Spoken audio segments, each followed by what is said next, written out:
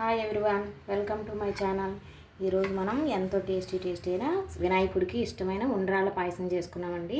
మీరు కూడా ఇలా ట్రై చేయండి. ఎలా వచ్చిందో నాకు కామెంట్ చేయండి. ప్లీజ్ మా ఛానల్ సబ్స్క్రైబ్ చేసుకోండి. ఇప్పుడు మనం వినాయకుడికి ఇష్టమైన ఉండ్రాళ్ళ పాయసం చేసి చూపిస్తున్నానండి. దీనికి కావాల్సిన పదార్థాలు: ఈ బియ్యం ముందు రోజు నైటే నానబెట్టేసి కొంచెం ఆరబెట్టేసుకొని ఇప్పుడు మిక్సీ పట్టుకుందాం. పిండి కోసం తడి పిండే కావాలండి. దీనికోసం ఇది పచ్చిశనగపప్పు ఒక 2-3 స్పూన్లు వేసుకోవాలి. బెల్లం, పచ్చి కొబ్బరి, నెయ్యి, జీడిపప్పు, కిస్మిస్, ఒక 2 స్పూన్లు సగ్గుబియ్యం నానబెట్టి పెట్టుకోవాలండి. ఒక పావు గంట ముందు ఇలా మెత్తగా నానిపోయినాయి, చూసారా? ఇలా నానబెట్టుకోవాలి.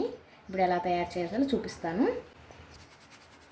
పిండి అంతా ఇలా మిక్సీ పట్టుకున్న తర్వాత ఇలా జల్లించుకోవాలి. మనకి రవ్వ ఏమి లేకుండా ఇలా మెత్తగా పిండి బాగా మెత్తగా ఉండేలాగా జల్లించుకోవాలి. ముందుగా ఒక ప్యాన్ పెట్టేసుకొని కొంచెం వాటర్ వేసుకుందామండి. ఒక గ్లాస్కి 1 గ్లాసున్నర నీళ్ళు అలా వేసేసుకుందాం.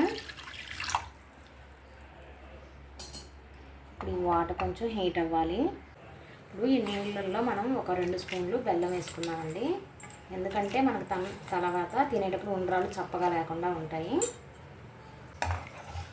మనకి బెల్లం ఇందులో కరగాలి. వాటర్ కూడా బాగా తెరలాలి. అప్పుడే మనం పిండి వేసుకోవాలి. బెల్లం కరిగిపోయిందండి. నీళ్ళు కూడా ఇలా ఉడుకుతున్నాయి కదా. ఇప్పుడు మనం జల్లెడ పట్టుకున్న బియ్యం పిండి ఉంది కదా, ఇది బియ్యం పిండి ఇందులో వేసుకుంటూ కలుపుకోవాలండి, లేక ఉండలు పట్టేస్తుంది.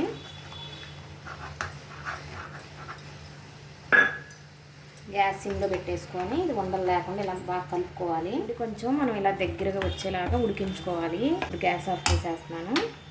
ఇప్పుడు పూర్తిగా చల్లారాలి. మనం ఉండలు చేయడానికి, మనం పట్టుకోవడానికి వీలుగా ఉండేలాగా చల్లారిపోవాలి. మనకి ఇప్పుడు పిండి చల్లారేలోపు మనం ఒక 1/2 లీటర్ నీళ్ళు, 1/2 లీటర్ కంటే కొంచెం తక్కువే వేసుకోండి, ఒక 1/2 లీటర్ పాలు వేసి ఇందులో మనం సగ్గుబియ్యం, శనగపప్పు అన్నీ వేసి ఉడికించుకోవాలండి. ఇప్పుడు ఈ పాలు నీళ్ళు కలిపి కాచుకుందాం. ముందు ఇప్పుడు పాలు కొంచెం కాగాయండి. ఇప్పుడు నానబెట్టుకున్న సగ్గుబియ్యం వేసేసుకున్నాము. శనగపప్పు అండి, ఒక 2 స్పూన్లు శనగపప్పు కూడా వేసుకున్నాం. కొంచెం సగ్గుబియ్యం, ఈ శనగపప్పు కొంచెం ఉడికేలాగా కలుపుకుంటూ ఉడికించుకోవాలి. లేదంటే సగ్గుబియ్యం కదా, తొందరగా అడిగంటేస్తాయి. ఇప్పుడు సగ్గుబియ్యం, శనగపప్పు కొంచెం ఉడుకున్నాయండి. ఇప్పుడు ఉడికేటప్పుడే పచ్చి కొబ్బరి ఇలా తురిమి వేసేసుకోవాలి, ఒక 2-3 స్పూన్లు సుమారు. ఈ పాలల్లోనే కొబ్బరి కూడా కొంచెం ఉడికితే రుచి చాలా బాగుంటుంది. ఇప్పుడు పిండి పూర్తిగా చల్లారిపోయింది. కొంచెం ఇలా చేతికి నెయ్యి రాసుకొని ఇలా మంచిగా దగ్గరగా పిండి కలుపుకోవాలి బాగా. ముందు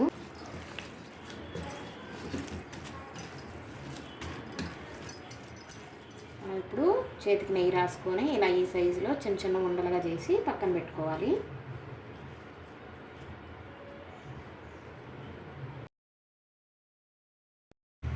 ఉండ్రాళ్ళన్నీ ఇలా చుట్టేసండి. ఇలా కొంచెం చిన్న సైజులో ఇలా చుట్టేసుకోండి. ఇప్పుడు ఇవన్నీ మనం పాలు ఉడుకుతున్నాయి కదా, అలాగా కాగాయి బాగా. సగ్గుబియ్యం అన్నీ, శనగపప్పు అంతా బాగా ఉడికిపోయాయండి. శనగపప్పు కూడా బాగా ఉడికిపోయాయి, సగ్గుబియ్యం కూడా తెల్లగా అయిపోయాయి. ఇప్పుడు మనం ఈ ఉండ్రాళ్ళు ఈ ఉడికే పాలలో ఇలా వేసి బాగా ఉడికించుకోవాలి గట్టిపడే వరకు.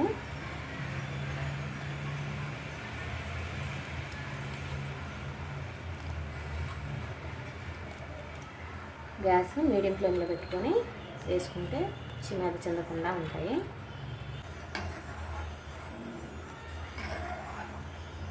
ఇప్పుడు ఇది బాగా ఉడకాలండి. ఇప్పుడు మనం డ్రై ఫ్రూట్స్ వేయించుకున్నామండి. కొంచెం నెయ్యి వేసుకొని ముందు జీడిపప్పులు వేసుకున్నాం. జీడిపప్పులు కొంచెం వేగాక అప్పుడు మనం కిస్మిస్ వేసి వేయించుకోవాలి.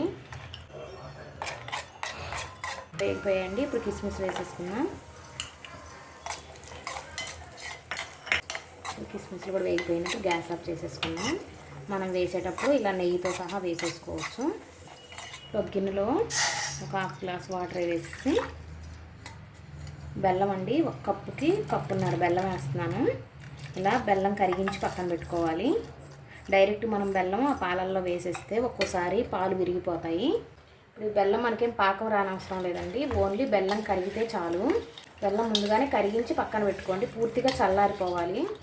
బెల్లం అంతా కరిగిపోయింది. మనకి పాకం ఏమి రానవసరం లేదు, ఇలా కరిగితే చాలు.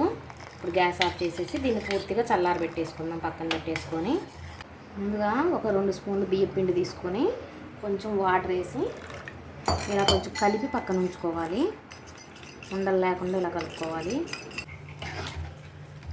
మనకి ఇప్పుడు ఈ ఉండ్రాలు కూడా ఉడికిపోయాయండి. మీరు ఇలా నొక్కి చూస్తే తెలిసిపోద్ది ఉడికిపోయాయి బాగా.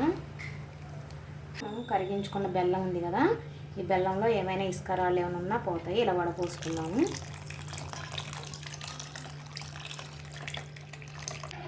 ఇలా కొంచెం స్లోగా కలుపుకోవాలి. ఒక 2 నిమిషాలు ఉడకాలండి. బెల్లం వాటర్ వేసాం కదా, ఈ బెల్లంలో కొంచెం తాలికలు ఉడికితే ఇంకా తీయగా ఉంటాయి మనకి ఉండ్రాళ్ళు. ఈ పొడి బియ్యం పిండిలో ఇలా వాటర్ వేసి కలిపి పెట్టుకున్నాం కదా, ఇప్పుడు ఈ వాటర్ ఇందులో వేసేసుకోవాలి. కొంచెం ఇలా కలిపి వేసుకోండి. మీరు ఎక్కువ కలిపినా ఒకసారి వేసుకోవద్దు, కొంచెం చూసుకొని వేసుకోండి. నేనైతే 1 స్పూన్నర వేసాను పిండి. ఇలా వేసి కొంచెం చిక్కదనం వస్తుందండి మనం ఇలా వేయడం వల్ల. మనకి ఇలా అన్నా కొంచెం చల్లారిన తర్వాత ఇంకా గట్టి పడిపోద్ది. వేసాక కొంచెం ఇలా ఒక్కసారి ఇలా కలుపుకోవాలి. ఇందులో మనం డ్రై ఫ్రూట్స్ వేయించి పెట్టుకున్నాం కదా, ఈ నెయ్యితో సహా ఇలా వేసేసుకోవాలి. డ్రై ఫ్రూట్స్ కూడా మనకి ఇలా ఈ థిక్నెస్ ఉంటే సరిపోద్ది. కొంచెం చల్లారిన తర్వాత ఇంకా గట్టి పడిపోద్ది. ఇప్పుడు ఉడికిపోయిందండి, గ్యాస్ ఆఫ్ చేసేద్దాం. ఇది వేరే బౌల్లోకి తీసుకుందాం.